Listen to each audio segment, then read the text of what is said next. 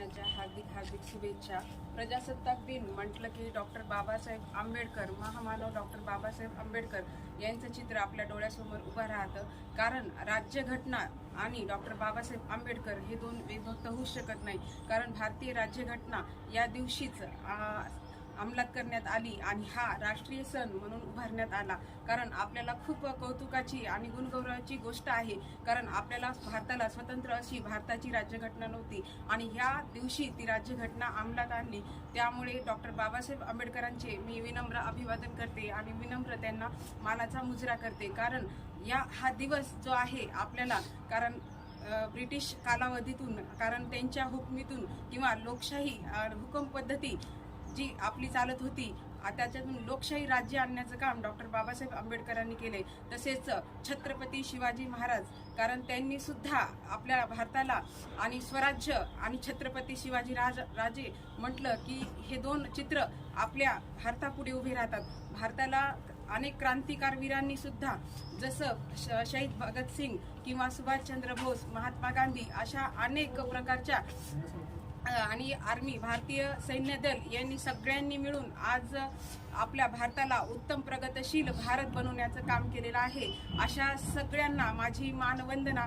कारण आजचा जो सोन्याचा दिन आपल्याला पाहायला भेटतो प्रजासत्ताक, पण तरी पण स्वतंत्र आपण झालोय का हा प्रश्न मला पडतो। कारण स्वतंत्र आपण लोकातून तर झालोय, पण आपल्याला नेहमी आपण मानसिक टेन्शन मध्ये जगत असतो। लोक काय म्हणतील, लोक काय म्हणतील। खरं सांगू ते चार लोक असेच असतात जे स्वतः काही करू शकत नाहीत। त्यामुळे लोक काय म्हणतील याच्यापेक्षा आपण लोकांची गुलाम झालोयत का हा मला प्रश्न म्हणावासा वाटतो।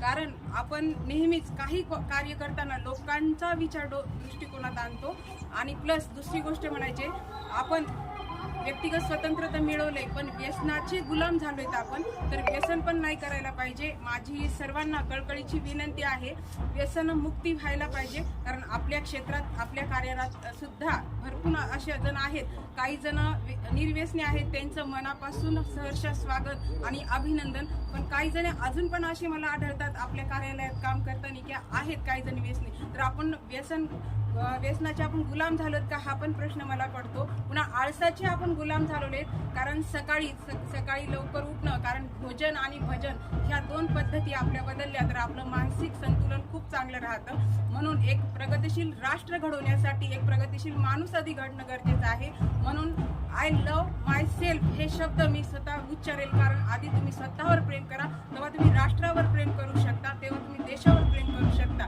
नंबर 2चं म्हणाल मी आय लव्ह माय फॅमिली। आपण कार्यरत काम करत असताना आपण किती गंभीर आहेत याचा आपण विचार करायला पाहिजे।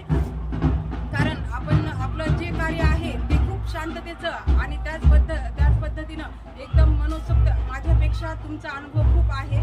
मी एक नळानं सागराला पाण्याच्या महती सांगण्यासारखं आहे। काही चुकत असेल तर तुमचं मनस्वी मी माफी मागते, पण तरी आवर्जून सांगावं असं वाटतं। कारण काही घटना वारंवार अशा घडतात, त्यामुळे आपल्या कार्यामध्ये सुरक्षितता खूप महत्त्वाची गोष्ट आहे। कारण आपल्यावर हा दिवस पाहण्यासाठी आपल्या आईवडिलांनी किती पैसे खर्च केले, किती त्यांचे कष्ट खर्च केले याची आपल्याला सगळ्याला जाणीव असायला हवी।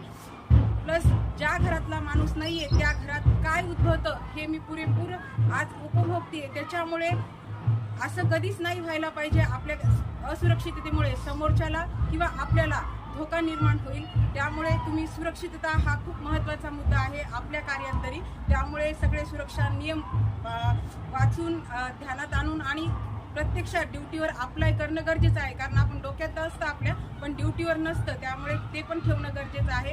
आय लव्ह माय खाकी हे पण मी शब्द उच्चारेल। कारण आपण जे गणवेश परिधान केलेला आहे ह्या गणवेशाचं आपलं भूषण आहे, त्यामुळे आपण ड्युटीवर असताना किंवा इतर कार्यात किंवा अशा दिनी तरी आपण आपल्या गणवेशात असायला हवं।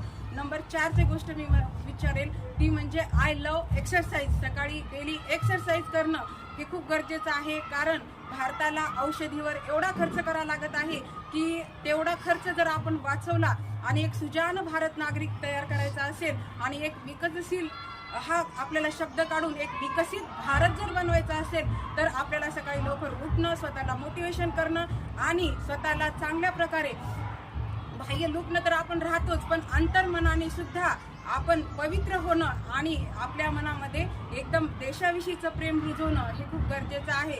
नंबर 5 मी असे म्हणत की आय लव्ह जिंदगी, कारण प्रत्येकाची जिंदगी ज्याला त्याची प्रिय असते, म्हणून दुसऱ्याची जिंदगी पण आपल्या हातात आहे आणि आपली पण आपल्या हातात आहे.